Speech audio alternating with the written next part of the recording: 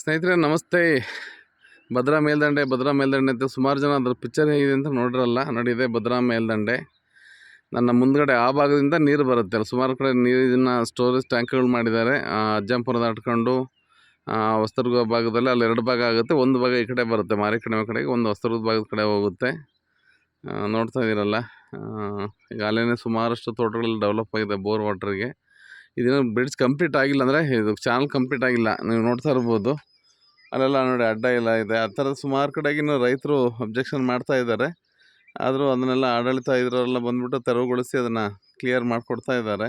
ರೈತರಿಗೆಲ್ಲ ದುಡ್ಡು ಏನು ಬರಬೇಕು ಅದೆಲ್ಲ ಬಂದಿದೆ.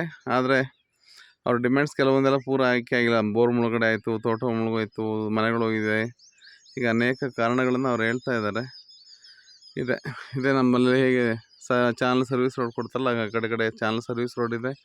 ಅದು ಬಿಟ್ಟರೆ ಮೇನ್ ರೋಡ್ ಇದೆ.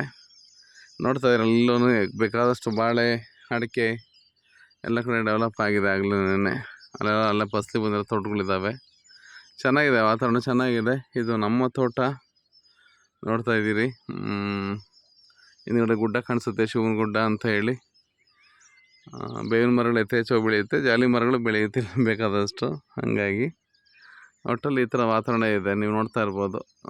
ಭದ್ರಾ ಮೇಲ್ದಂಡೆ ಅನ್ನೋದು ನಮಗೂ ಸಹ ಎಲ್ಲಿದೆಯಪ್ಪ ಅಂತ ಅನ್ನಿಸ್ತಾ ಇತ್ತು. ಇವತ್ತು ಅದ್ರ ಮೇಲ್ಗಡೆ ನಿಂತ್ಕೊಂಡು ಮಾತಾಡ್ತಾ ಇದ್ದೀನಿ. Thank you.